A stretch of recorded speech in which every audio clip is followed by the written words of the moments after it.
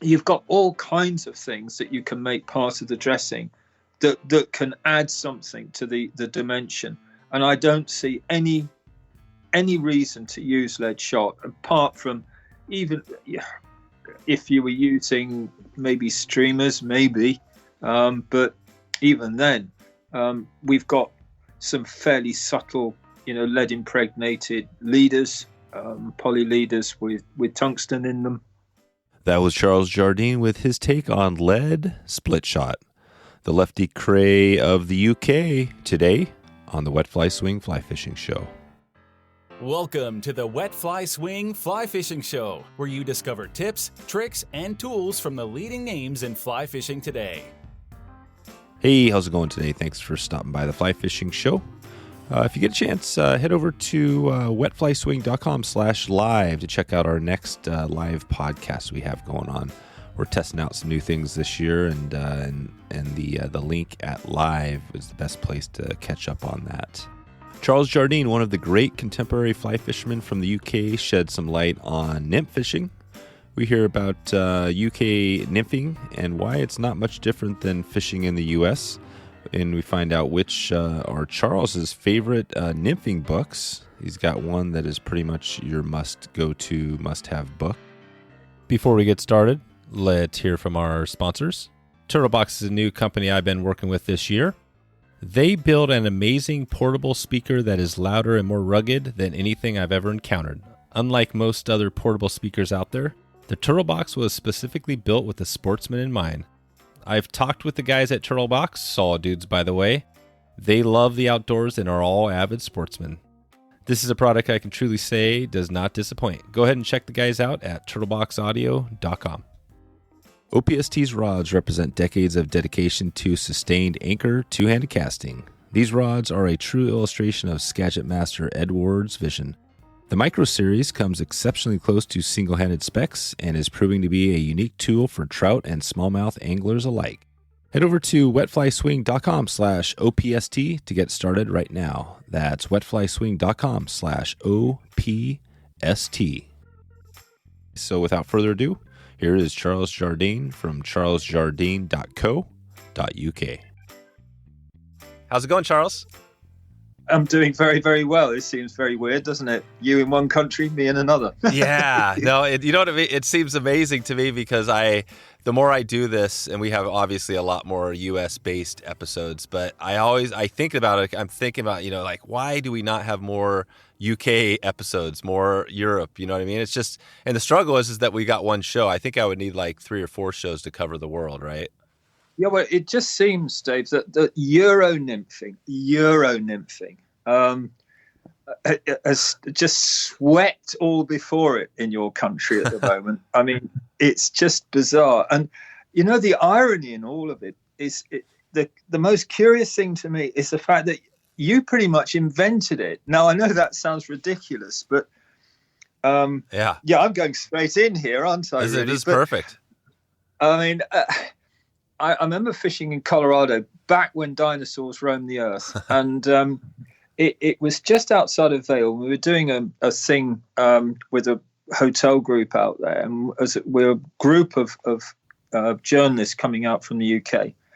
And I saw these guys using yellow stren, and high sticking the various rivers in Colorado, and thought, oh, they're onto something here. And you've been tightline nymphing for generations. Yeah. I mean, for goodness sake, so it's nothing like reinventing a wheel, is there really? Yep. Well, I'm glad you jumped right into the Euro nymphing game because you're right. It has swept. It's like Euro. And if you look at my most popular episodes, what we've had on here, most of the top 10 are related. Right. And we've interviewed everybody from, Bill Fish all the way down to everything. And it's all, and Euro is the thing. But I'm curious on the history because we had, Gary Borger was on here. He talked about some of the past history. I'm interested. Oh, dear, Gary. What a wonderful man. Yeah. You must have had fun with Gary. He's just a delight, isn't he? It was amazing. Yeah, he told his story and stuff. But it was interesting because the nymph fishing, I want to check with you to see on the UK side of it because I'm a little confused on the history there. Can you just take us back and talk a little bit how? Well, yeah. Yeah, I can a little bit. I mean, history's always something that, probably happened and gets lost in interpretation, frankly. Yeah. So nymph fishing was pretty much codified by George Edward Mackenzie Skews. Now, there's a name to conjure with. Yeah. Now, everyone looks at Skews as the sort of creator, the godfather of nymphs. But what they overlook is the fact that he got all his ideas from the North Country, what we call spider fishers, wet fly fishers, who were not fishing. Everyone, and I'm saying this because you've got that lovely title, wet fly swing. Yep. Everyone thinks that when you put on a soft hackle, you fish it across and down. These guys weren't. They were actually fishing it upstream to their quarry. And we're going to 1840, 1860s, nice. Probably even before then. And then Skews had this idea, and he was in conversation with these guys, and he was around about 1910, around about that period. And he decided to look at nature in the river, on the chalk streams that he fished, on the River Itchen especially, which is just outside of Winchester, and noticed the nymphs and the way they hatched and so forth. So he put basically a thorax on wet flies and fished them just subsurface. Now, there is no way in this world, or indeed any other, that those flies could have sunk much deeper than maybe a few inches. They just weren't constructed that way. And if anyone is a student of the sport, if they look at Skews nymphs, they'll see that basically you've got a pattern over there called the Flymph or emergers. They're not that far apart from it. They're really not.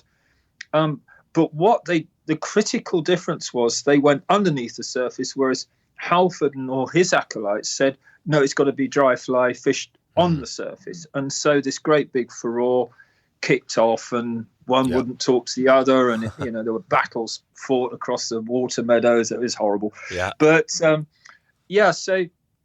essentially they were just fishing emergers, and then along came a few others. But I suppose the real game changer for me, looking at it historically, and I'm sure there were people before this, was Sawyer, Frank Sawyer. Now, he was a river keeper on the Upper Avon, just outside of Salisbury, going upstream.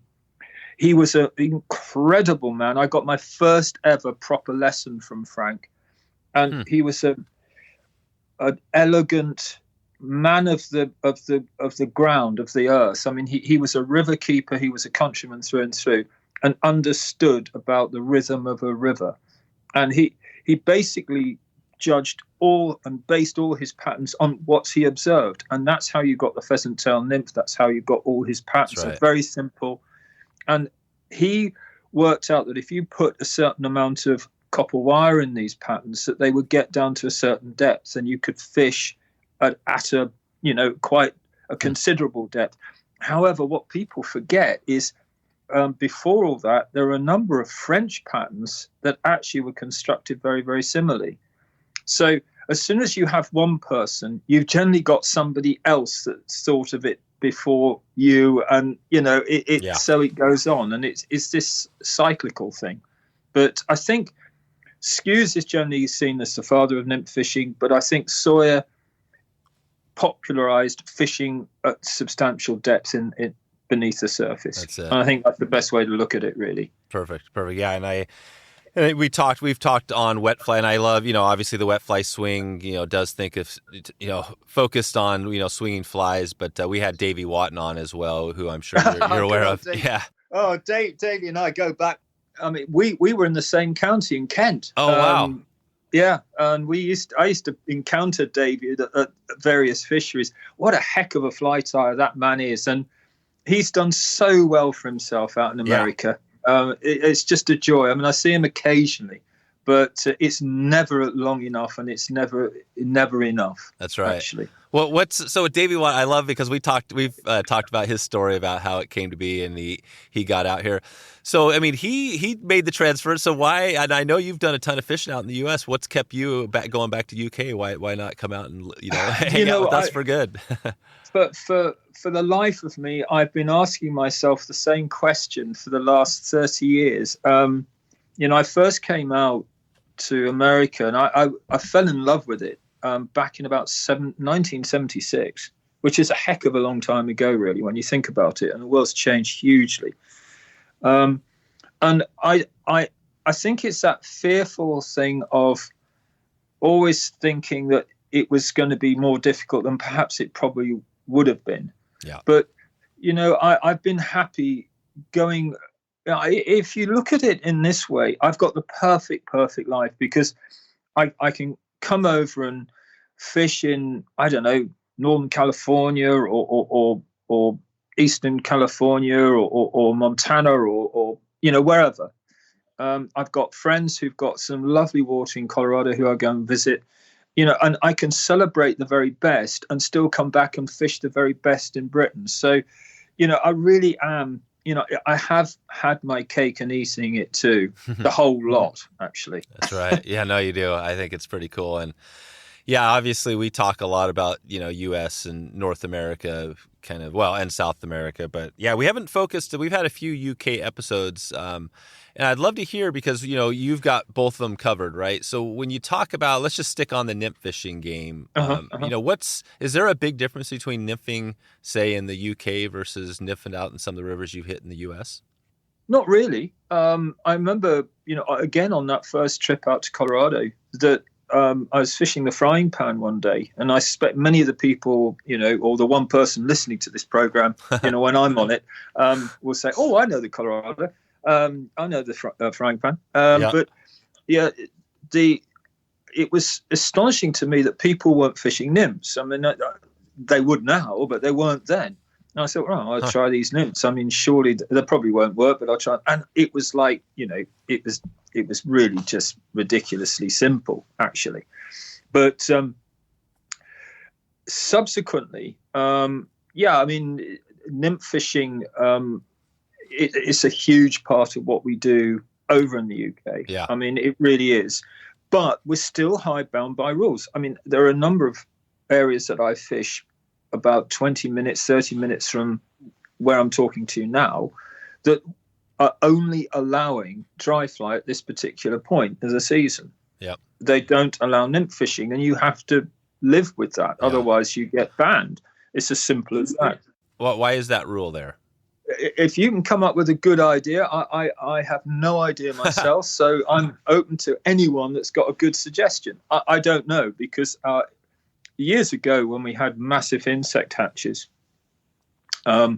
it was realistic. I mean, you had good large dark olive, which is abated right from the get-go. They would hatch off when it was snowy, when it was raining, when it was hail, typical sort of early season weather for us.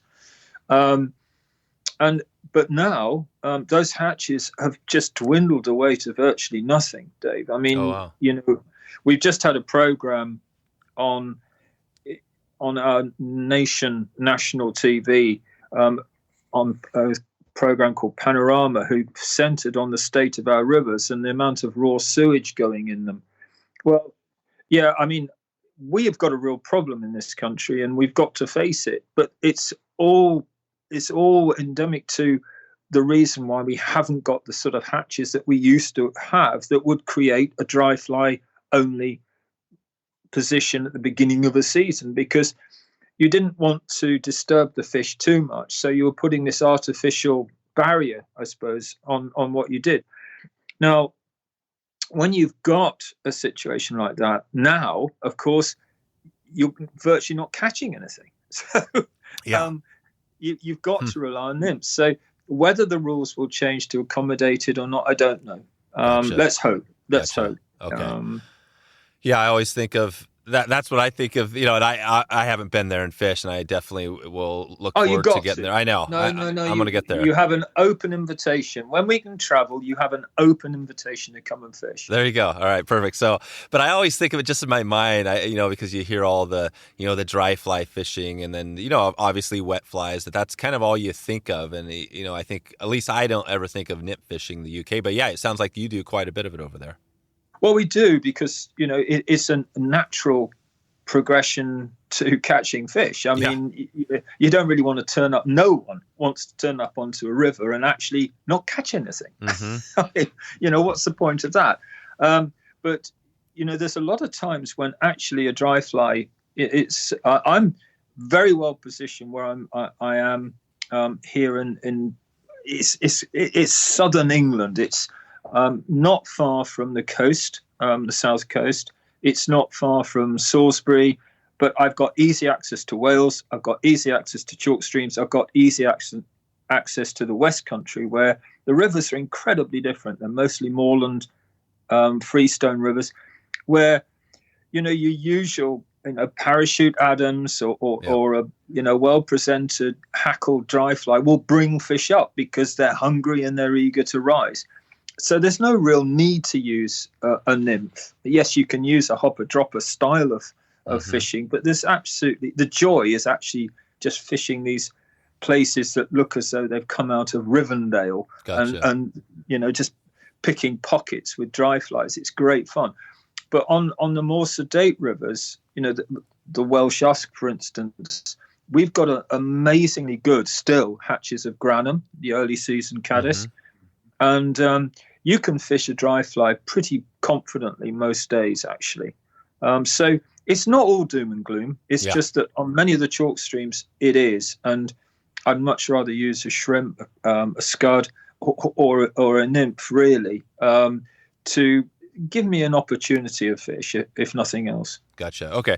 Well, I wanted to, before we dig into more of the kind of the tips and some of that stuff, I want to touch base on you, because I know, your background. I've heard some names thrown around about, how you're the Lefty Kreh of the UK and all these amazing things. But so I want to hear how you got started. So take us back. Let's go back to your actually before you started fly fishing. How did that come to be?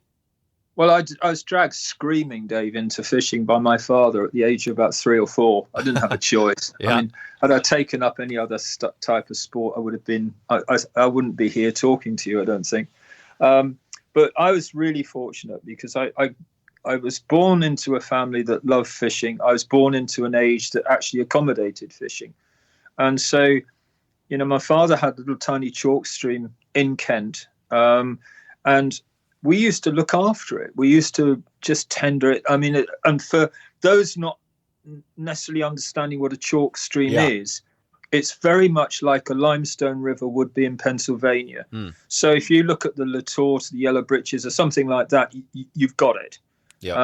Or even better still, anyone that's fished in Paradise Valley will get, when you're fishing Dupuy or any of those, that is pretty much the type of water I grew up and have always carried on fishing. So clear, wary trout, dee-da-dee-da-dee-da. And I was grown up on that. And my father immersed me in this wonderful world. And, of course, he had the gear of the time. So he had, the hardy fly rods and reels and silk lines. And, it was just, I didn't really want to do anything else. Really? Not really. As soon as I picked up a fly rod and felt it, and felt the movement of line and the way the rod moved with the line and vice versa, I just honestly didn't want to do anything else. And it's pretty much clouded my judgment. Did you ever have along the way any sorts of breaks where you kind of like, well, I need to take a break from fly fishing, this is kind of a little too much? Not really. I mean, I was, and this is down on record, and I think probably in the vaults of somewhere, there's probably proof of it. I was the worst rock and roll singer in the history of mankind. Oh, nice. Yeah, well, not nice for anyone listening to me, not nice at all. But I was on the road with a band for a few years. And what was the name of the group? Oh, we were called we had various names to accommodate various venues, but we were 100-weight, we were this, we were that. We ended up being rats at the end of the day. That's all. I love that you say this, Charles. This is I just was yes, my dodgy part, and this has never come out in this public. Is perfect. I've this is always perfect. Run from it like a scalded cat. We got to dig into it. And I know you have a podcast as well, so I know you can appreciate the podcasting space. But I'm a podcast. I always love to joke about it. I'm kind of an addict. I listen to podcasts. I produce them. I do everything. But I was listening to one of my favorite podcasts right now. It's called Smartless. And these guys were interviewing Sir. So they're interviewing Sir Paul McCartney, right? Oh, right. Yeah. Okay. So Paul was on. I've never really listened to Paul on an interview, really close, but he's just a normal, a normal guy. He's a totally normal guy. He actually doesn't like the stuff, but it's obviously one of the greatest bands, maybe the greatest band of all time. So you got the Beatles, right? So you got the Beatles now. Were you thinking, was that what got you going in music? Or No, I've always been, I remember our roadie saying, can we have everything louder than everything else, which is a classic, sort of rock and roll thing. And, we were Marshall stacks, lots of ampage, lots of noise, lots of everything. And, it was honestly, Dave, it was the best couple of years of my life. Oh, cool. It was amazing. But touring with people that wouldn't necessarily be known in America, it was extraordinary. But there were bands like UFO and people like that who did actually and were heard of in the States. What instrument did you play? I was a singer. I couldn't play a thing. I could barely sing. I could just about. My timing was okay, really. Yeah. That was about the head of it. And it was a period where actually you were a front man and all the rest of it. And I had long curly hair, and so that was a plus. And it sort of went downhill from there, really. Yeah. So this is like heavy metal. Yeah, it was. It was just out and out rock, and it was great fun. But the irony in all this, the absolute incredible irony, is the people that I used to watch back then, I fished with subsequently. And, I would never have been able to do that had I not fished. And I fished the entire time. And it's a very strange sort of volte-face thing. But I wouldn't have, but throughout it, I fished. Yeah. There was this kid with hair halfway down his back, sort of long blonde curly head, so dancing around on a riverbank. It was the most bizarre thing. It was so bad, Dave. I've got to tell you this, that my mother saw me walking down Canterbury High Street and actually was with a friend and walked onto the other side of the road to avoid introducing me to. It was that bad. But it was fun. Oh, that's Lord, good. It's fun. Yeah. So basically, you started out as as far back as you can remember, and you've been fly fishing your whole time. So how did you get to be where you're you've written all these books, and it sounds like it kind of became a more than just a pastime. You did it for what you do.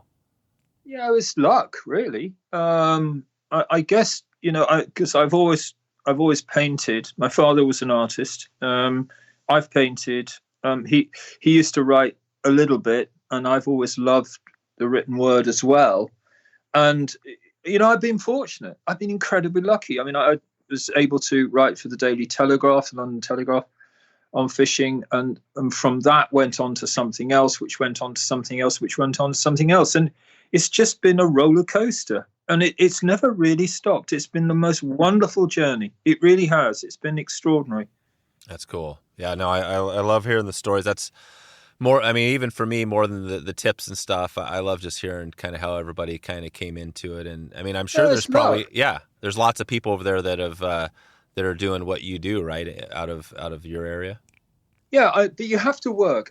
I would say this, that you don't get anywhere. Yes, luck has a role and a significant one, but you've got to work at it too. You can't just rest on your laurels.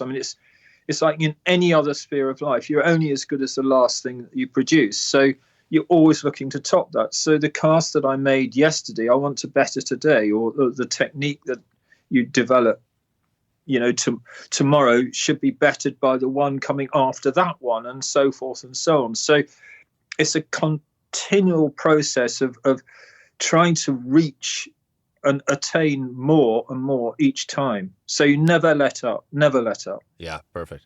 I wanted to highlight, Cam is a person who listens to this podcast, and he reached out to me, and he actually noted, he was like, you have to get Charles on the podcast. And this is, one of the great things about, I found my success, and the success of this podcast has been by listening to people who listen to the show, right? So whenever I can, I get people on. So I appreciate Cam for reaching out. He was interested just in, talking a little more about your journey and kind of, how you've gone along from nymphs to wet flies to dry flies. I mean, have you always done a little bit of everything, or have you focused? I have. I mean, I think the biggest change for me, the real, I suppose, area in the road that became not just a crossroads, almost a roundabout, was when I moved from rivers to Stillwater. And I know that Stillwater and lake fishing is still very much in its infancy, I think, in United States. There's still this slight ambivalence about, should I do this? Should I not? Will they still talk to me if I, but for me, that's been a real adventure, because there's so many layers, so many differences, and it does make you a better fisher. It makes you a better caster. You have to cast distances. If you're dry fly fishing, you have to be able to read the movement of fish. You have to know rise forms. Are they coming up from deep? Are they sitting underneath the surface, gulping, as you would have, say, on some of the western lakes? So for me, it's been a real area of interest and intrigue, actually. So that's altered an awful lot. So I brought quite a bit of what I've learned on Stillwater to fishing on rivers, because we're using incredibly long leaders sometimes. I mean, the shortest leader I'll ever use on a Stillwater is probably 18 feet. Yeah. And that's the shortest. So, for me, using a 12 or a 16 or a, whatever foot leader on a river is nothing. It's what I do normally. So, yeah, I think it's that's where the big change was. I think if you sit in one area of your fishing, yes, you get very good at it, but I think you're losing the opportunity in a lot of other areas too. Yeah. That's it. Okay. Yeah. And that makes sense. I mean, we've talked a little bit about lake fishing. We've had some, Phil Roy was on in a past podcast, and I'm hoping to dig more into it. But I feel like anybody that's new to fly fishing and that, hasn't tried lake fishing or still waters or whatever should do it, because it's amazing. It's a whole different world. It's like, you're out there. It's almost more meditative, in a certain extent. Do you guys, we talked, the lock style, is that pretty much, when you talk about still waters, is that something you we fish on? bank as well. Yeah. I mean, I'll fish it all. Lock style, when you fish lock style has got so many interpretations now. I mean, it's basically how you position a boat on a lake, really. I mean, thereafter, it's very different to how lock style evolved, which is 3 or 4 flies, stroke through the surface. They still do it in Ireland, they still do it in Scotland, and we still do it in England too, and Wales. But essentially, nowadays, it's basically the way I've always likened it to people is it's a game of three-dimensional chess or drafts or checkers, where you've got the surface and then you've got all the layers underneath it, and it's how you read, where those fish are in the water column that determines your success. Yeah. And knowing about lines, sink rates, the whole lot. I mean, right. You are not one-dimensional. If you're fishing a lake, you should never be one-dimensional. And, yes, you can do it the lazy way. And I'm going to say the lazy way. Yes, you can put out a sight indicator or a suspension device, if you prefer, and hang something off the end of it and just wait. Well, yeah, that's kind of ambushing, and it's not, it's got its place, and I'd be the first to put a newcomer on that to get them into fish, but it's not what it's about. No. If we've developed ways of fishing very small nymphs, and I say small, I mean comparatively sized 10s, 12s, 14s, and depths of up to 40 feet. And using, strangely enough, I mean, just using styles that, we've adopted from bass fishers from anywhere that we can find that would actually get us down to where those fish sometimes are because of, very cold weather or very hot weather, where the oxygen is. So it's still a growing, it's still a wonderful area to still discover. That's what I like about it. There's still stuff to discover. And like I said, we're going to do more Stillwater episodes as we go, so that's great. Maybe we can just dig in. I wanted to focus a little bit on the nymph fishing, and sure. I'm not sure, when you think of nymph fishing, is it Euro nymphing now for you, or how do you describe it? I mean, how would you describe to somebody your style?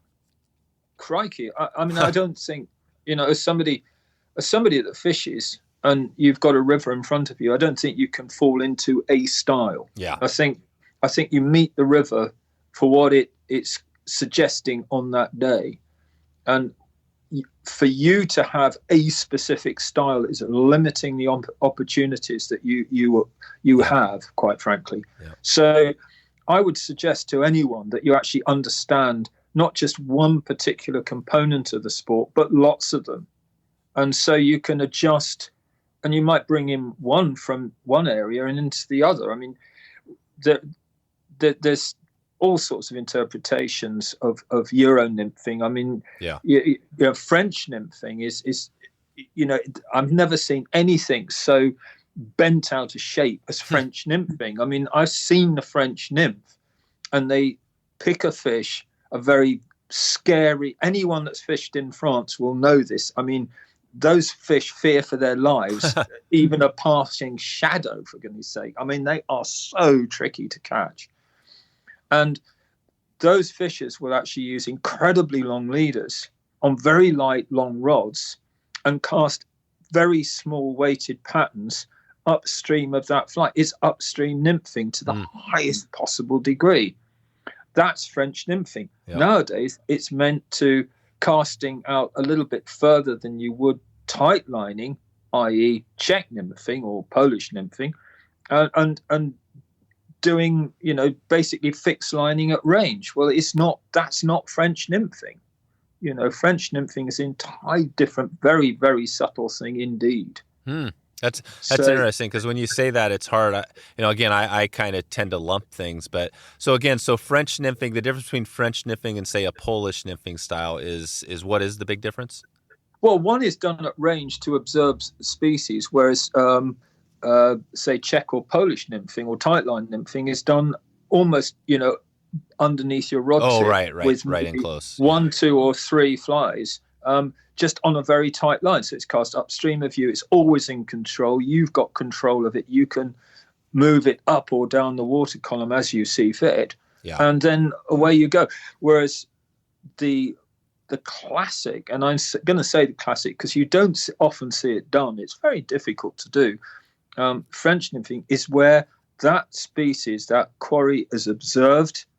You've marked it. You've marked its position. It's like dry fly fishing, only subsurface, really, for a very, very difficult fish. So, that's where I see, things a little bit, the terms used in a much broader sense than perhaps they were intended. Let's take a quick break for a word from our sponsor. OPST's Micro Series has been designed to pleasantly accommodate both single-hand and two-handed waterborne casts. Sporting single-welled upper grips, switch-style lower handles, a medium-fast action, and a short length that makes almost anything possible. I've been swinging flies for trout with this lovely rod with the Micro Series lately, and it's been really amazing. In fact, on my last dry fly trip, I actually put the Skagit line away, grabbed an old reel with a 5-weight line. I think it was a weight forward line. Tossed that on this rod, and it casted. How did it cast? It was like a dream. Lots of power and a super delicate touch. It kind of feels like this rod pretty much does it all. So this is pretty amazing stuff. Whether you are swinging soft tackles, throwing heavy articulated streamers, or busting bushy salmon flies into the teeth of an afternoon breeze, these nifty little hybrid rods should have a permanent place in your quiver. Head over to wetflyswing.com/OPST to get it started right now. That's wetflyswing.com/OPST. Okay, let's get back to the show. I know you've written a number of books. One of them is I think it's the Sotheby's Guide to Fly Fishing. Sotheby's, yeah, Sotheby's classic guide, yeah. Can you talk? Yeah. Can you describe that book to somebody who hasn't read it? Because I know it's a pretty damn good book, right? Well, thank you for saying that. I mean, it was done a long time ago now, but it was done primarily as an immersion into the sport. That here was a book that you could have in a pictorial sense, and it's done very much. It was one of the first to break the mold in terms of how you offered your product or your way of operating to the reader. Whereas before there were lots and lots of words and a few pictures. Here were a lot of pictures and very much fewer words. Excuse me. Yeah. And so consequently, it's heavily loaded towards illustration, to photographs, to all sorts of areas that give you a visual impact, not just necessarily a reading impact. So you've got both elements, and it was really to introduce the sport on its widest route. Lots of flies, a bit of casting instruction, bit on fly tying. Did you cover nymph fishing? A lot on nymph fishing, and I was really fortunate because we had a big budget on the book. I was able to go across Europe and to many extent, some of the flies there, if you look at the date, there are gold heads there before anyone was putting gold heads into books. And CDC patterns are in there, and before people were really turning on to CDC. So we had that real fabulous opportunity to bring what was then the cutting edge of Europe into a book on an international stage. And it's done very well. I mean, it would need updating now because there's an awful lot of stuff there that has been improved on and has moved on. Yeah. But in essence, I mean, it's still one of few, I would have said. I mean, it sounds terribly grandstanding, doesn't it? No. But it's one of few that actually offers the sport in its entirety. And enough, or there's sufficient there to get you your first fish in that type of way. So if somebody was, say, in the U.S. and they picked that book up right now, would that help them if they were brand new to fishing? Would that help them get into it? Absolutely. And they could come over to the UK and fish on a Stillwater and catch fish, or they could go to a loch in Scotland and catch a fish, and or they could go on to the Madison and catch a fish. Yeah. That's the idea of it. Now, they may want to progress. They might want to then go on and get one of Gary's books or whoever. Yeah. But in essence, it doesn't do anything in a very specific way. It sort of dips in. It gives you an overview, and then it comes out and says, right, if you want to know more, go and concentrate on and specialize in that area. Gotcha. And I want to talk a little more about some of the other books that you've been a part of, but I'm just curious, as far as what has changed. So if you look at that book when you published it, I mean, you probably don't remember everything in it or whatever, but I mean, is there anything that's changed if you focus on the nymphing since you wrote it to now, and what has been the big? Yeah, I think, certainly the upstream styles haven't changed. And I would say that the significant area of change would be the tight lining, the almost total infatuation with fixed line fishing. And, it wasn't the lovely George Daniel. I mean, I'm sure you've had George on your show, and who I think is just a breath of fresh air in our sport. I really, really do. He's one of the most decent men I've ever come across, but he's one of the most competent anglers I've ever come across. Yeah. But he brought out dynamic nymphing, and you know, he really did codify everything. I mean, if anyone wants to do nymphing, I'm going to come away from my book, because if anyone wants to understand nymph fishing, then get George's book, because it really is a tour de force. It truly is. And he doesn't, and I love his book too. I don't even know if he calls it Euro nymphing, right? He doesn't want to even focus at that. It's just, like you're saying, it's just nymph fishing, right? It's his style. Yeah, I think I mean, you know, Euro nymphing's only just been adopted the last few years, because I think it was put on the base of fly rods to sell them, and my goodness me, that's done. That works, well, hasn't it? Oh yeah, that's worked.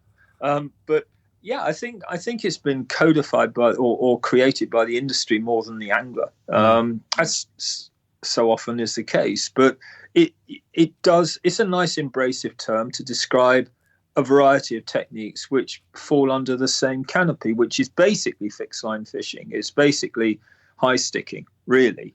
When it all gets down to it, it's high sticking. You know, if you look at the lines, crikey, I mean, they're as thin as a wisp. I mean, you know, I'm using, when I'm fishing for grayling, which I think you do have occasionally in some of your rivers and lakes, you know, I'm using braid. I'm using, you know, bass fishers' braid, because I want a higher, you know, I want that feel as those flies go through the water column.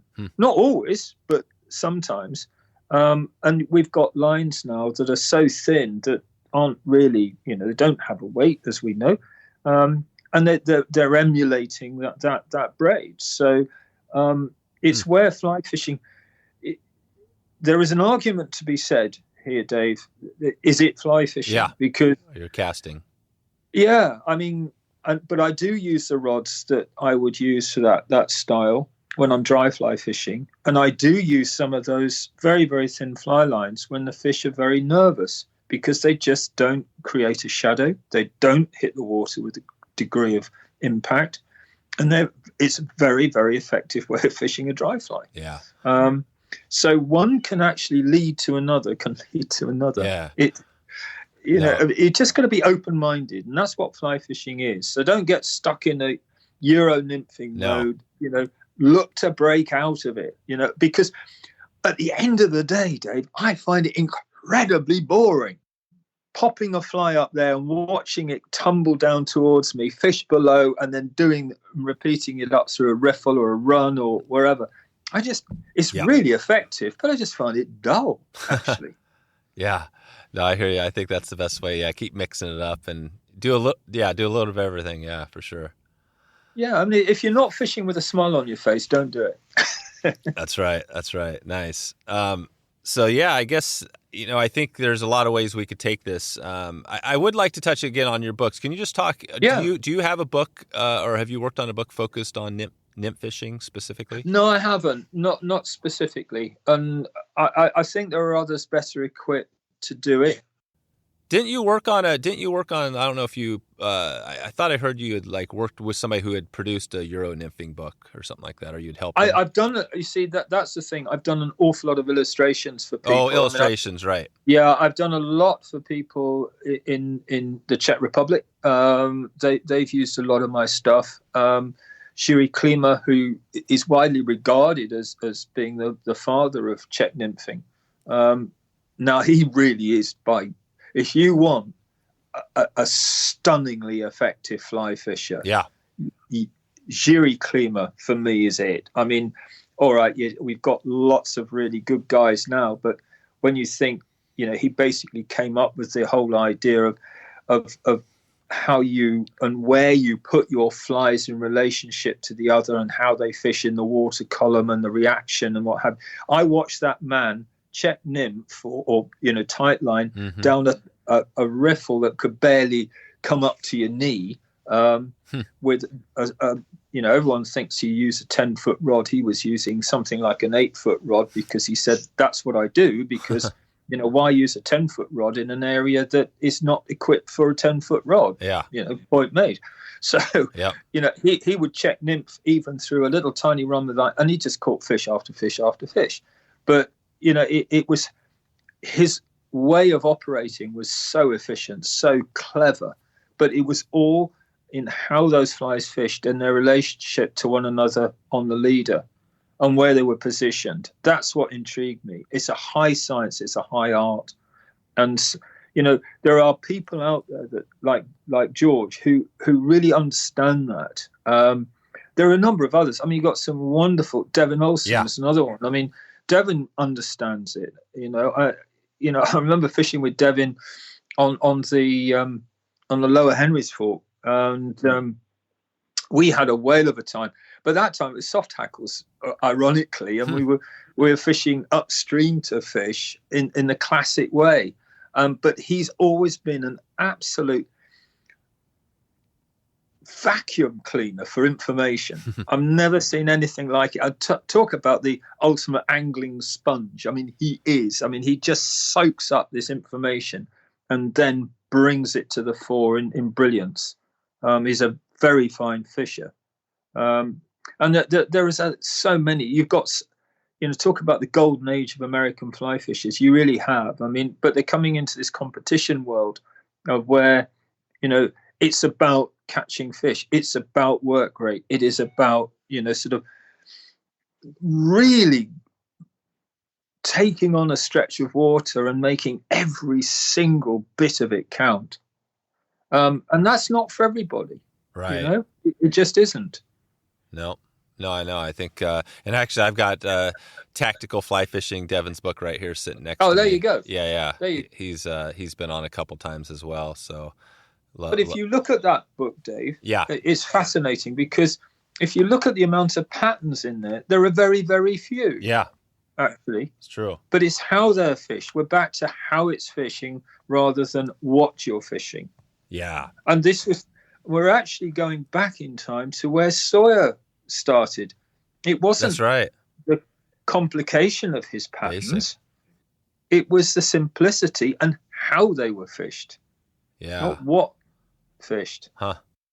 So the pheasant tail obviously the pheasant tail is pheasant tail. I mean, literally it's some, like you said, but when that came out, what did the other nymphs, what did they look like? Were they, like you said, were they just a wet fly with a little bit of thorax? That's all it was? Or how were they? I mean, well, I used to, when I was guiding, in those dim and distant days, I used to use Margaret Sawyer's flies. She used to tie them for us. And, that they were exactly as Frank intended. There were bits of feather with lots of copper wire on them. That was it. Yeah. And I now kick myself for how many I gave away, how many I left in trees, how many I did this, because I haven't got a one to this. No day, kidding. So no, none. But they were so simple. It just is proof you can create the most complicated thing on the planet and spend hours at the vice, or you can do the simple thing and then go fish. Exactly. No, this is great. This is great, Charles. I think, I want to touch on your art here in a little bit, and also get more of the, the tips and stuff, but I didn't want to miss the podcast because obviously I love the podcasting, and you guys have a podcast, right? The fishing cast. Well, I do a number. Okay. But Simon and I, yes, but we've moved on, darling. We've moved on. Oh, really? On. Oh, yeah. I was wondering because, I could tell you, I was just listening to that. We're vlogging now. We're vlogging. I mean, it's terrifying. We're actually doing these things live, and we can see people. It's terrifying, because and we take on issues that really we shouldn't at our age take on. I mean, it's not good for the heart. Like, well, is this politics or conservation? No, it's mostly about should you be fishing streamers on chalk streams, and if you're going to divide a room and get death in the camp, that's going to be it. Kelly Gallup would probably Kelly is just what people forget about. Sorry, I'm dancing off at another go for tangent it. again. Go for it. But what people forget about Kelly is he's one of the best nymph and dry fly fishers you'll ever find on the Madison. Yeah, he's only seems to be known for his rather curiously named streamers. But Yeah. Yeah.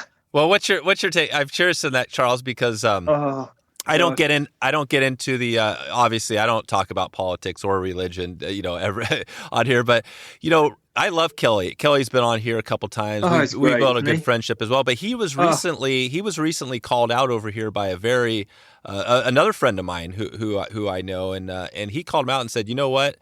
We need to stop using those derogatory names." I mean, what's your take on that? Well, the man's entitled to call a fly what he wants. Yeah. I mean, people, my parents and many others fought, and this is going to sound really, dark, but they fought in world wars, as many people's parents did, yep. and others have subsequently, for a thing called freedom of speech. Now, I'm the most liberal person going. I really am. But I haven't got a problem with it. The more you point a finger, an accusational finger at something, the more the problem becomes exacerbated because you draw attention to it. Exactly. Now, who cares? I mean, really, who cares? Did the trout that was caught on, a sex dungeon, yes, I've said it, really care whether it was caught on that fly or not? I mean, no. What you call it is it doesn't make sense to me. I'm living in a politically sensitive world that seems to be running almost fearful of itself, Dave. Yeah. Do you find that over there? Because I obviously... yes. Yeah, so it's pretty politically... You have to be politically correct or you get in trouble. Yeah, no. We you really have to watch your P's and Q's. I mean, you really do. I have to be very careful when I write something. Oh, gosh, if someone reads this in this way, what are they going to think? Instead of saying, well, print and be damned, nowadays you're going, oh, I'm not sure I can say that. Right, because everything's recorded too nowadays, right? That's the thing. That's the thing. Yeah. I mean, literally like you're saying, you're doing the vlogging, but this is being recorded. We're going to actually have a transcript of this entire podcast, right? So there's going to be a whole written document of it. So it's pretty amazing. The depressing thing is that someone will probably pore over it and look for some little tiny chink that we did, either of us, and call us out on it. I remember, going back to that book, I remember running parallel, contiguously to that was a book called Dark Pools, which I loved. I mean, it was me. It was about, growing up on chalk streams, dee-da-dee-da-dee-da. It's out of print now, but it was my soul, that book. And I had this 4-page letter. I remember it, 4-page letter telling me that I'd put a comma in the wrong place. Oh, wow. Yeah, oh, wow. Gosh. And I thought, you've missed the point here, buddy. Yeah. You really have. And that's crazy. So I'm aware that there are people out there that actually do nothing else but want to look for something and denigrate what others have done. And I'm so tired of that. Yeah. None of us gets it right all the time. I get it wrong most of the time. Yep. But I don't want people to constantly remind me of me getting it wrong, frankly. I know when I've made a mistake. I know when I screwed up. Yeah. So, let's have some levity. Let's have some kindness. Yeah. You know what I find, Charles, and I totally agree with you. I actually look at our example today, the way this podcast, remember, I screwed up yesterday, right? I thought we were going on a day early. Right. And I was like, oh my gosh, and I thought it was like, and I actually thought it was your fault. And I could have wrote something, you know what I mean? And said, man, Charles, what are you doing here, buddy? Come on. Who's going to skip out? Right. But I was wrong. And I never said anything about it because that's the way I am. I don't really say stuff because I just feel like, and it turned out that you were the right. I was wrong. Right. So it's like, well, but the thing is that who was going to win over that? If I'd made a mistake, I would have been absolutely appalled. I've felt so bad. Yeah. And this is it. That most people know when they've made a mistake. Most people feel pretty bad about that mistake. To be continually reminded of that mistake it's unworthy, frankly. Yeah. And I get very upset by this. And if Kelly wants to call a fly that he's created, that he's come up with, that he's fished, that he's made, through his genius, and that's the right word. Yep. why he should, if he wants to call it, Ermintrude, why not? Yeah. I love that. No, I love that. I think it's, and I remember when it came out because I was friends with both of these guys, and I was like, gosh, I guess I'm kind of in the middle. Yeah, I mean, it feels like I kind of agree with what you're saying there. So yeah, we'll leave it at that. But I appreciate you kind of shedding some light on that. I did want to back to the podcast because I love again the podcast. So you have this show. So are you saying you have the fishing cast and then you have another podcast, or is no? Well, it's sort of evolved. I mean, we are trying to do both, but we're finding it's because you know how much time it takes. And I'm a working chap, just same as Simon is. Yeah. We kind of just take topics, and it's sort of evolved because people really wanted to get involved. So you've got 500 people in front of you and live, and you go, oh, I better not mess up here. And it's really like jumping out of aeroplanes without parachutes. Yeah, it is. It kind of is. It's like being back on stage again. Yeah. So in that cast, so basically what you do is, and I haven't watched the video, but basically you guys got to. Yeah, okay. So I'll put a link out to that video and I'll take a look. So you basically you take the video, you take the audio, and then you post that onto your podcast. Yeah. So that's the fishing cast. That's it. Keep doing that because I think the cool thing. We will. Yeah, I've been listening to it and just kind of in the background, and that's why podcasting is great, right? Because you can just listen as you're going, and I love the dialogue between you and Simon. You know what I mean? Like it's really fun and entertaining. Who is Simon, and like how did you connect? Is he like an old friend? Okay, well, yes, Simon's a very old friend, and Simon is a very, very well received author. I mean, in a proper circle. I mean, he's written books on racehorses and otters and chalk streams and all sorts of things, and he's really quite a celebrated chap. But he runs a very, very good company called Fishing Breaks, which leases water to day rods. So if somebody was coming from America, not that they can at the moment, and I can't come over there, which is a huge frustration. But they could book up with Simon and fish bits of the test, bits of the itchin, so forth and so on. So he concentrates primarily, not entirely, but primarily on the southern chalk streams. And so he does leases. So, you can go in there and get your... And I've worked with Simon in the past, and he also hosts, and this is coming up, he got the idea, he fished the Jackson Hole one fly, which you'll probably know. And he's brought that to the River Test and the Itchen and the southern chalk streams. And we do it too, in a very different way, because it's got to be, very carefully maneuvered and manipulated, because you bring in riparian owners and so forth. And we've just got to know one another over the years. And because we're incredibly different in character, I think it kind of works. I mean, I tend to come from a much more angling, immersed background, whereas I think it's fair to say that Simon comes from a learned background, and from the more business side of fly fishing. So it's a very intriguing mix, actually, and we don't mind taking on topics. That's what I was gonna say. Yeah, you guys take on some good. Like I think one of them was the North versus the South, right? Yeah. Oh, that was interesting. And I always end up with the sort of short straw, but don't mind that. I don't mind that at all. That's good. Yeah, but they're fun. That's good. Well, keep it up. Definitely will. Definitely will. Awesome. All right. Well, before, there's obviously, we haven't dug in. This has been great because we've dug in a lot of your background. I love that. But I did want to touch on, again, going back to nymphing. So let's talk about just today. So if you were going out today to your stream that's 30 minutes away and you're going to be nymph fishing, can you talk about your setup, what you would be using? Maybe just start us with the leader and stuff like that. Well, it depends on which river I went, because I've got a number of rivers I could actually go at. But if I went to one, it's quite clear. But it's quite small. It's the River Frome, which is just outside of Dorchester. It's overlooked. If anyone has got any idea of literature, it's Thomas Hardy has got had his cottage there. That backdrop has changed very little in the hundreds of years, really. But the rivers there are absolutely gin clear, and you can count every pebble, every bit of wavering waterweed.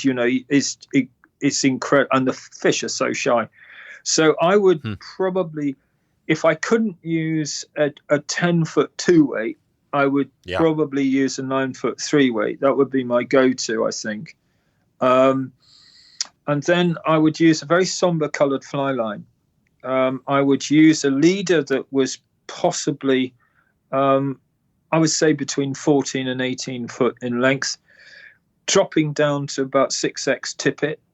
Mm-hmm. I'd have, beginning of the season, I'd probably have a bit of flash, so a gold or a silver head, and maybe a grey pattern or a dear old pheasant tail, actually. Little copper-headed pheasant tail or something like that, and just fish the runs. But what we do, there is a product used by what we call course fishers who fish for the smaller silver fish, and they fish matches. And in order to meet the changing light conditions that they find, and they use bobbers, floats, they paint the antennae. They have a paint that's created, I think, in France, that looks like correction fluid, only coloured, okay, if you're with me here. And you can paint your leader with this, actually, and you can paint it bright fluorescent yellow or fluorescent red or black or white or whatever you want. And I would paint my leader so I could see it. And so I would have a clear section of maybe about 8 to 12 feet, tapering down to, as I say, about 6x. And then I'd probably put in these little markers. I wouldn't want to put an indicator in because it's too bulbous.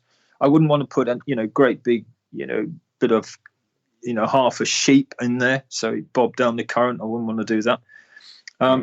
I'd want accuracy because I'll be observing my quarry. So I'd work upstream, and any likely area I would just cast and maybe fish between the weed beds and what have you. But I would be casting upstream, so I'd grease up that lead. I'd grease up my fly line so it floated, and I would grease down to this coloured section and just fish those nymphs. And if I saw that coloured section hesitate, drift across the current, dip under, I would lift at any slight sign at all. And that's how I would adopt. So I'd look for my quarry if I couldn't see them.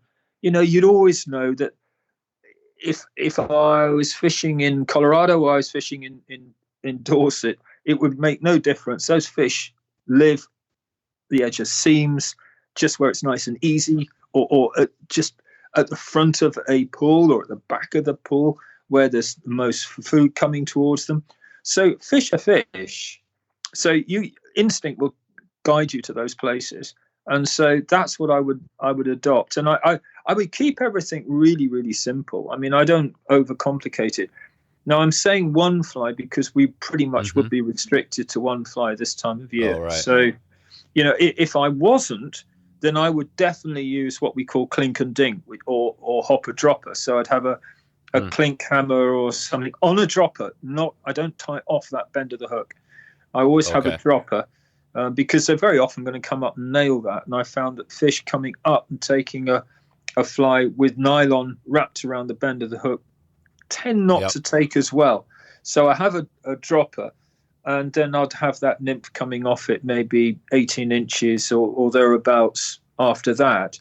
And that's a great search way. And again, if I couldn't use a 10-foot rod, I would use a 9-foot. I would cast maybe about 2 rod lengths out and just fish that down through likely lies.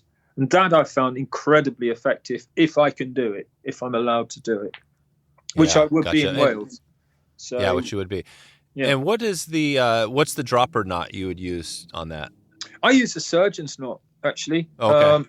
And just use the downward facing bit, not the upward facing. Everyone goes, oh, look, there's a bit sticking up, and it won't, don't do that. That's a nasty hinge and it'll break. Use the downward facing one and keep it about 4 inches long. Okay. Not much longer, but not much shorter either, because if you need to change, you won't have anything to change to. So, that's what I would do. And then just hanging off there. But there are all sorts of cunning devices that I've come up with down the years, which involve tying in a section through a fly. And you can slide that fly up and down that nylon section.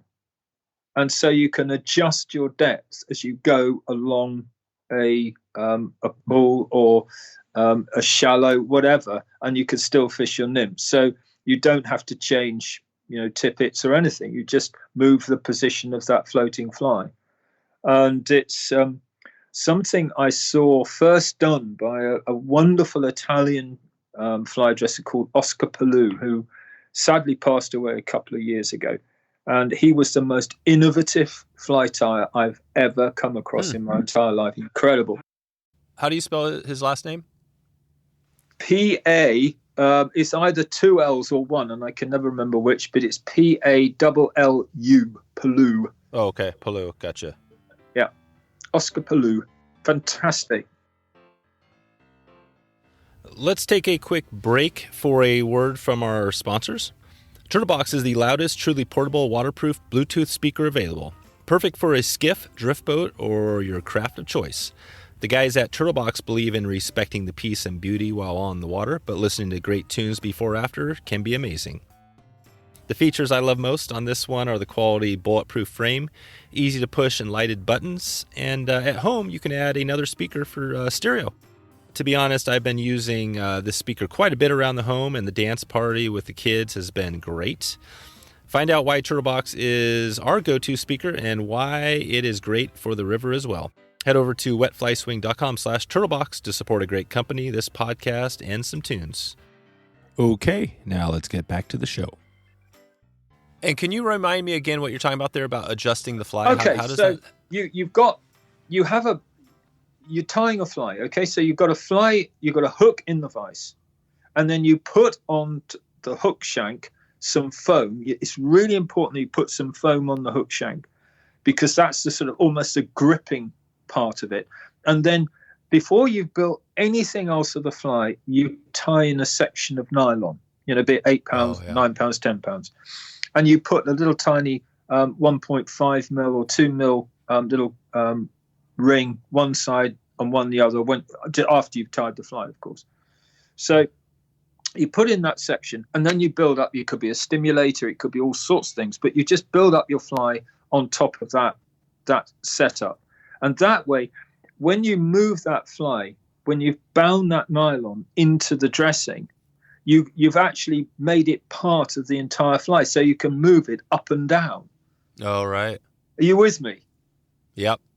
And it's a really effective way of accommodating depth very quickly. Huh. That's cool. And you're saying this Palou, he's the guy that kind of created Oh, this, he was way ahead of any of us. I mean, he came up with a polyphytis nymph where you actually put a bead on a pin and just had it proud of the dressing. Oh, it's just all sorts of stuff. Where could you find that thing? Is there like a video or any resource out there where somebody could? Oh gosh, look, the best thing, if anyone's really intrigued about it, I've got some photographs of it somewhere. It came up, it cropped up in a conversation because someone said, "Oh, this is brand new." No, it's not. I think a friend of mine, Steve Cullen, did it on a video on a YouTube thing. And if anyone is really intrigued, just get in touch with me, and I'll make sure I download that Steve's video so they get a good idea. I mean, it is Scots, so if anyone doesn't understand it, if not, I'll do it myself. All right, perfect. And then, like we said, your website, or is the best place so they can get your email there? Probably the best and the quickest way is just send me a message on Facebook, and that way I'll know I'm going to get it. So I wanted to just kind of wrap up the, your take us to the stream. So you're there. So you've described the setup, the rod, the leader, and kind of the fly. So, and the technique. So that's pretty much it. And so you get started that way, and then adjust as you need. I mean, why not? that what you described there, why wouldn't you just use that all of the time, even if the stream isn't super clear? Is there a reason why you wouldn't? No, I'd use it all the time. I mean, it's a lovely way. I love fishing. We call it duo fishing, or if there's 3 flies involved, trio fishing. It's just a lovely search method, which is, it always, artistically, it really does have a chord. It strikes a chord with me. It really does, Dave. I mean, I like fishing it. I mean, the lovely thing about fishing that hopper dropper didar method is that it allows you to cover water, and that is super for water coverage, and it's visible, and it's just great for anyone who is newish to the sport. You've got them in the stream, and you've got them fishing at a depth which they can't see, that is productive, but giving them the visual opportunity of a dry fly and the movement if it goes under or if a fish takes. You've got that advantage. So, and that's good for a newcomer. It's good for not so newcomers actually. So it works on so many levels. As you go up, as the streams around here get finer and the water gets shallower, then you have to start looking at some fairly subtle versions and cast upstream to visible fish, and that's another side to nymph fishing, which is absolutely absorbing. I mean, watch a quarry to actually mark it, look at its lie, work out how it's feeding in relationship to the current and the water column and the velocity, and then getting that fly to come down at that same depth or just to the side of it is for me the absolute quintessence of fly fishing. Yep. And I think it really is. I mean, I think that's why dry fly fishers don't like nymph fishing, because it's so difficult. Yeah, right. Well, I was just going to say that was my question, is that, casting a dry fly and making it plop and hit the surface and a fish come up can be challenging too. But you're saying this sounds like this is actually harder than dry fly. Oh gosh, yeah. I think nymph fishing done in that way is probably the hardest. It's the pinnacle of our sport. And having said that, I've fished way too many times on, Dupuy and other, like Henry's Fork, when there's a big hatch on, when you're fishing dry flies, to realize that, nymph fishing can be difficult. So can dry fly fishing too. Yeah. Are you using any weight on the leader, or is this just weighted flies? No, just weighted flies. Yeah. And I would say this to anyone: as soon as you start weighting leaders, I abhor lead shot with a right. I know everyone is a great fan over there, but no. Yep. No lead. No lead.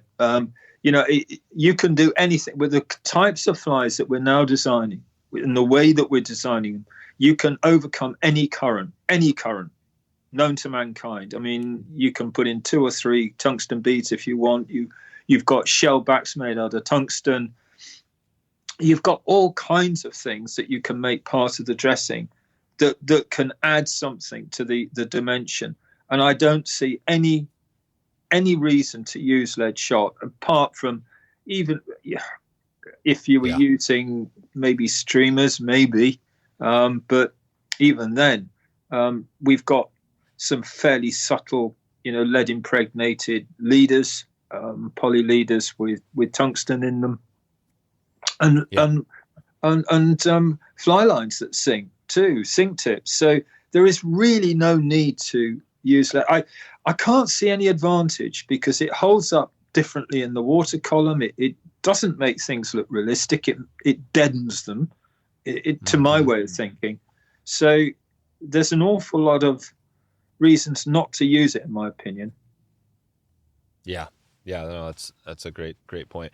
Well, let's we got a little segment on here we call the 222, which is the top 2 tips, top 2 flies, top 2 resources, and maybe we could just kind of maybe we could just think on the nymphing. We've been talking about nymphing here, so Let's start with the flies. Are there a couple of flies? And take us again. We're going to your stream there. What would be 2 flies on my stream, if you could put on? Yeah, okay. yeah. Well, I guess maybe let's just go in general. Let's just say if you had to pick 2 flies, that's a hard one probably, but 2 flies for nymphing. What flies are your go-tos? Yeah, the trouble is, to me, it's where they fish, not what they are. But I mean, it's the usual old thing. I'd want a pheasant tail. I mean, I would want a pheasant tail of some description, be it in a sort of a midge-like configuration or just a classic style. What about a pheasant tail with a flash, like a flashback pheasant tail, like a wing case of? Yeah, you like any of that stuff? Yeah. Okay. Well, look, I'll concede. You can have your flashback pheasant tail as long as I can have my copper-headed hare's ear, which I take all over. That's true.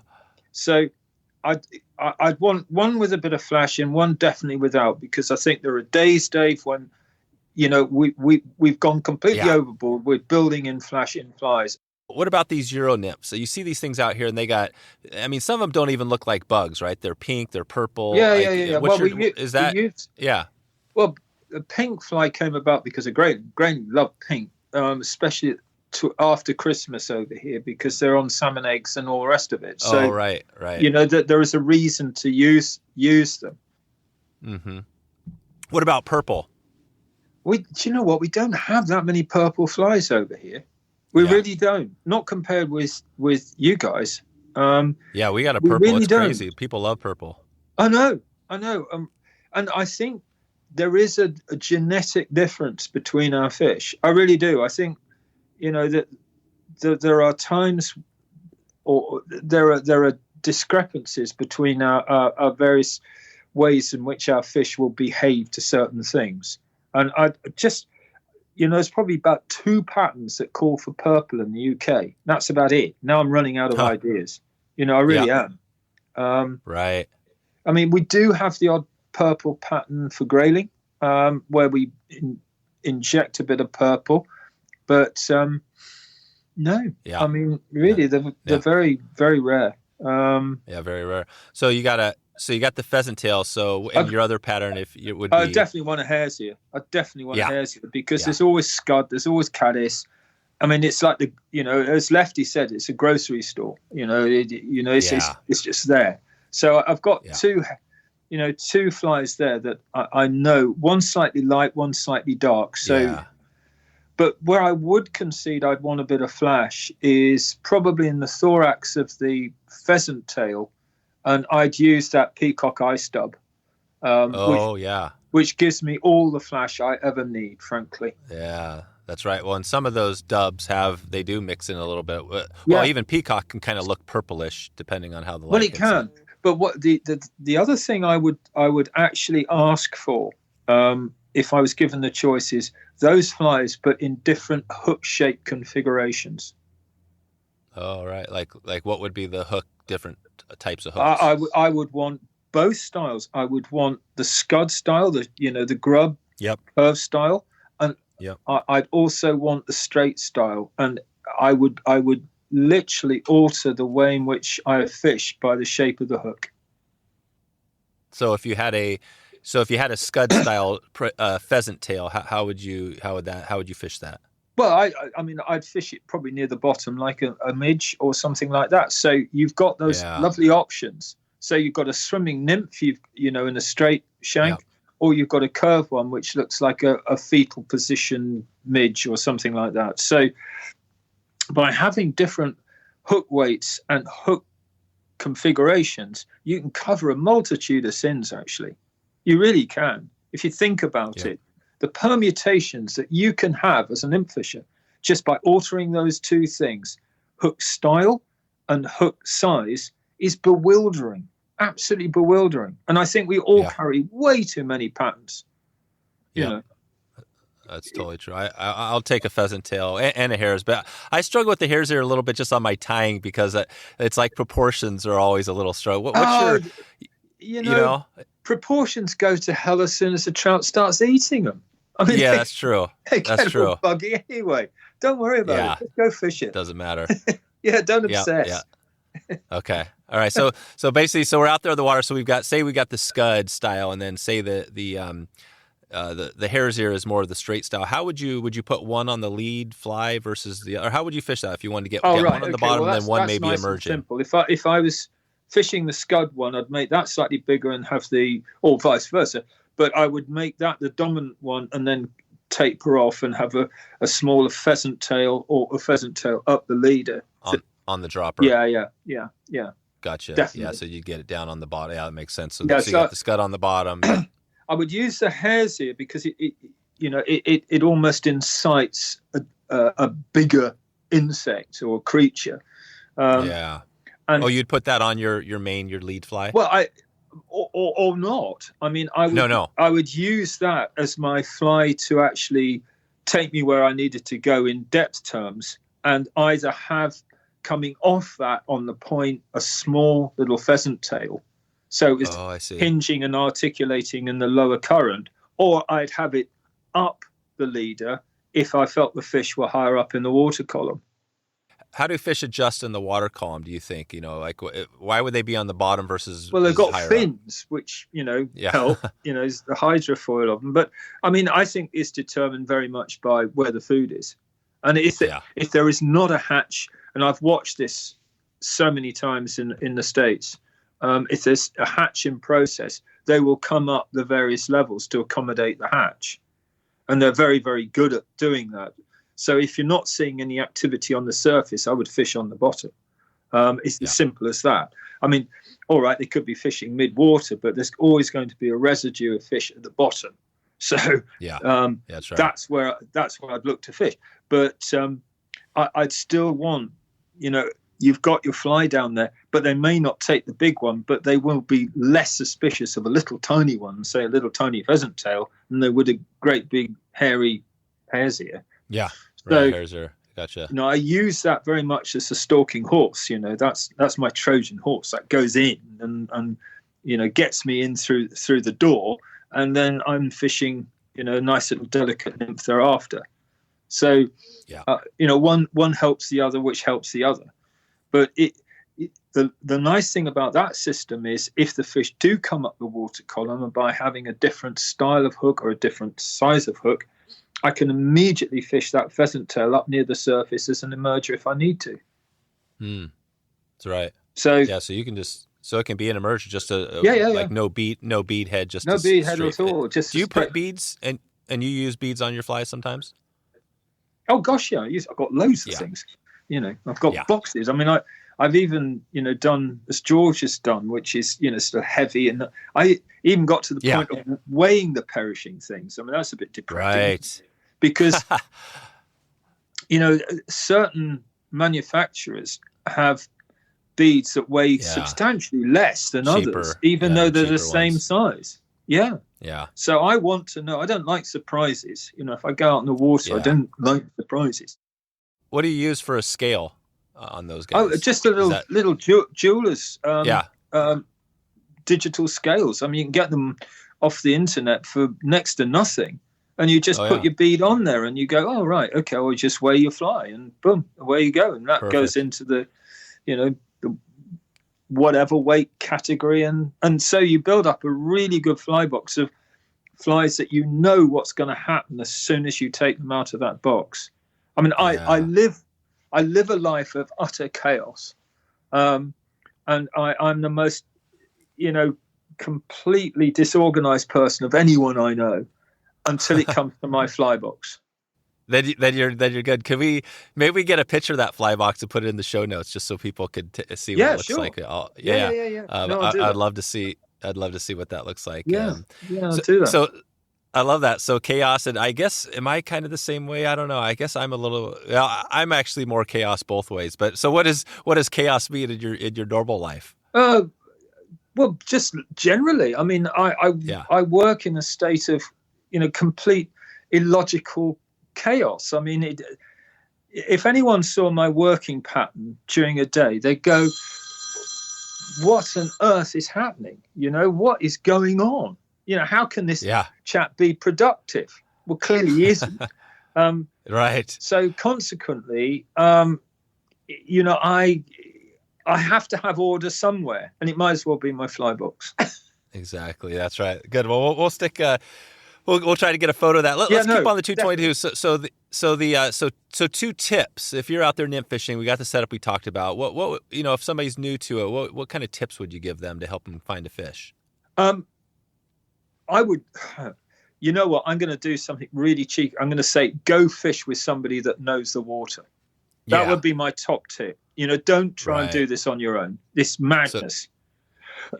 Even if I'm going into a new part of a state or whatever in America, I don't just assume I know it. I find someone that knows that water. And I will make hay whilst the sun shines because I'm with somebody that knows that water intimately, day in, day out. Now, if that's going to cost me a day's guiding fee, so be it. But it's going to pay me in dividends after. Even taking me to locations makes a big difference. Yep. And then pointing out the water, because each river, each section, Dave, is idiosyncratic. It really is. And someone say, oh no, there's a undercut bank here, or there's a little sort of a back eddy over there, or something. And so consequently, you are getting and stealing a march on everybody else, including yourself, because if you think you can take on a new river or a new place on your own, then it's going to be the steepest learning curve, and you'll just get frustrated and won't fish well. Yeah. What if you were like a hardcore wet fly fisherman or dry fly fisherman? You knew the river pretty well, but you were trying nymphing for the first time. Would that be like different? Would you maybe give somebody a different tip there? Probably. If they were dry fly fishing, I'd say, look, just use a nymph, but fish it in the same way as you'd fish a dry fly. But have some kind of indication that you're used to. So have an indicator, have a small indicator, use a hopper dropper, use something that you are familiar with. Don't go too far out of your comfort zone that you don't enjoy the experience. Because if you're coming to a new way of operating, you've got to have confidence in that thing working. You won't have confidence in it because you won't have seen it work.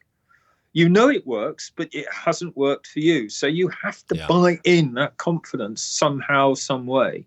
So consequently, by using something you're familiar with is almost an encouragement to fish something different beyond that.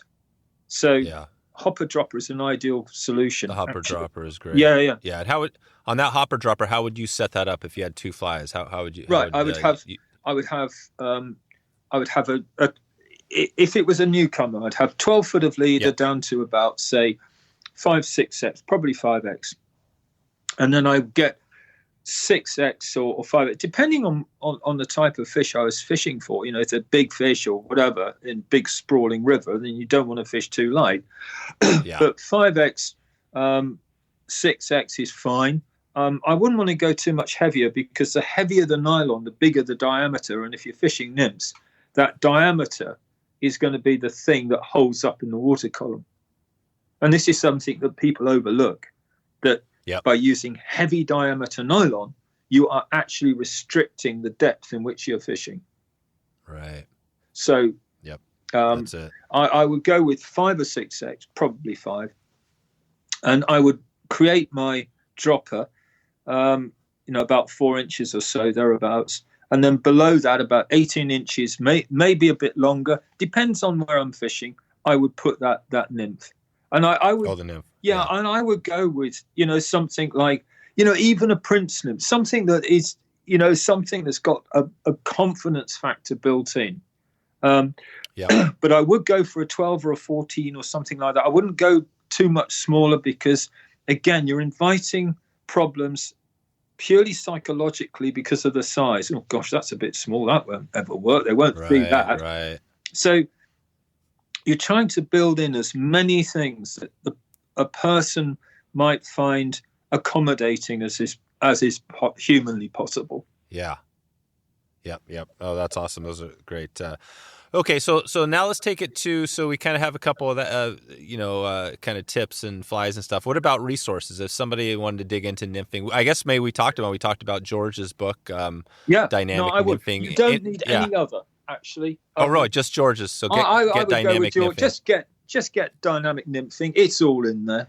I'm sure there are others. I'm sure there are, there's one that's just come out over here called the Nymph Fisher's Bible. I'm always worried about the word Bible. Yeah, the Bible in a book. So you know what? It's just all there. There's just so much information there that you don't really need another book. And the nice thing is it's current and it's accessible and it's and George is a nice chap. George is great. I'll put a link out to the episode we have with George. The great thing about George is he mentioned Joe Humphreys, who we also had on here, and he talked about. I loved it always because George talked about how Joe would slap him around back in the day to get him to fish better. Right? He'd like almost really? Because he was a wrestler. Yeah. He said if George wasn't doing a good job, Joe would just like hit him in the head and stuff. Really? And be like, come on, Oh yeah, yeah. He'd get him fired up, and I was like, man, that's some serious stuff. So that shows you George's background, why he is the way he is, probably a little bit. But also, it's probably made him very calm and very nice beyond that. But it just goes to show the age too. You try and do that now, cool, righty. Right. Yeah, that wouldn't work. It wouldn't work. No, I love it. So this has been awesome, Charles. I think we're about there. Just a couple more things. I obviously I don't want to miss. There's a couple of big ones. Your art. We're probably not going to go deep into that, but maybe just for a little bit, touch on your art. How is that something you do just as much as your fly fishing, or how does all that look? Well, quite a lot at the moment. I've just been commissioned for a whole range of magazines, so that is taking up an awful lot more time than I really intended. But no, I try and create a balance because life is about balance, and I celebrate the fact that not only I can do it, but I can do other things too. So I can walk away from it, which is good, which is healthy, I think. Because when it's not going well, and it very often doesn't actually, you want distance and you want the pressure vacuum, I think, of being able to walk away and do something entirely different. So going onto a riverbank for me is just the best. I can just go, okay, and come back to something refreshed and re-energized. So it is an important strung or string to what I do, and it's something. It's always been work. My father's installed that into me that if you pick up a brush, it's no different than somebody picking up a trowel if you're bricklaying or whatever.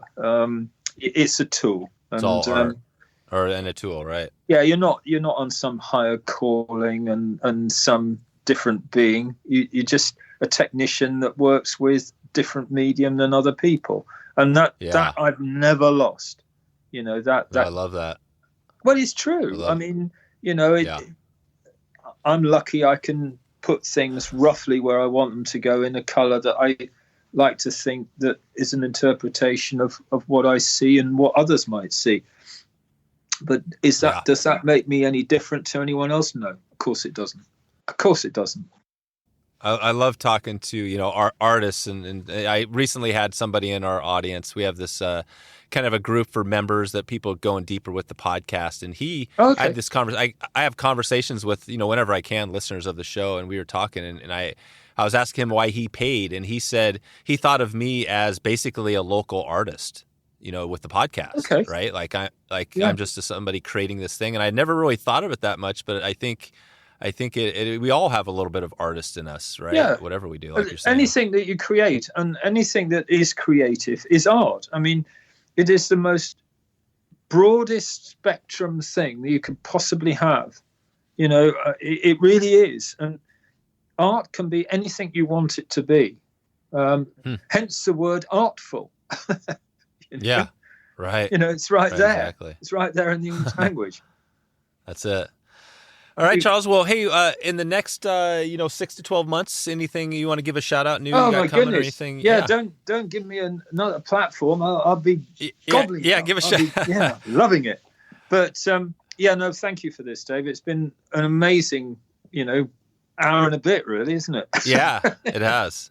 It has. Yeah, I think we're a good hour and a half in. This is that. I always feel that the shows that are great are the ones where you turn around and your guest is kind of like, wow, I didn't realize it was already an hour. You know absolutely. what I mean? Yeah. No, it's incredible.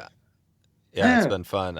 I love it. I think I found my little, this is my little thing that I just, the one thing I found that I'm pretty good at, as far as just talking to people, you know what I mean? Like that's one of those an art, things that, you see, that is an art. There you go. You want to know what art is? That's it right there. We just did it. We just hour and a half of art right there. Yeah. So if people want to connect with you, it's at charlesjardine.co.uk, right?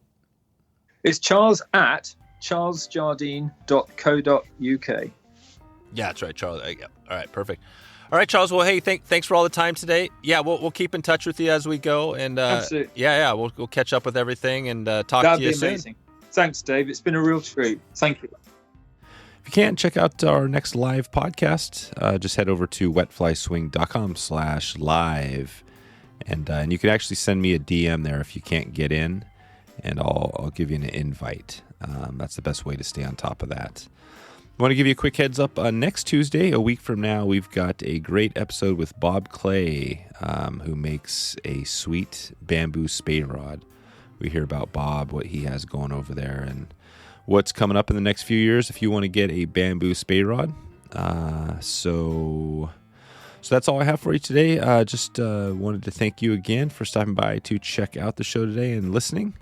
If you have any questions, please reach out to me anytime, and hope to maybe catch you online or on the river. Thanks for listening to the Wet Fly Swing Fly Fishing Show. For notes and links from this episode, visit wetflyswing.com.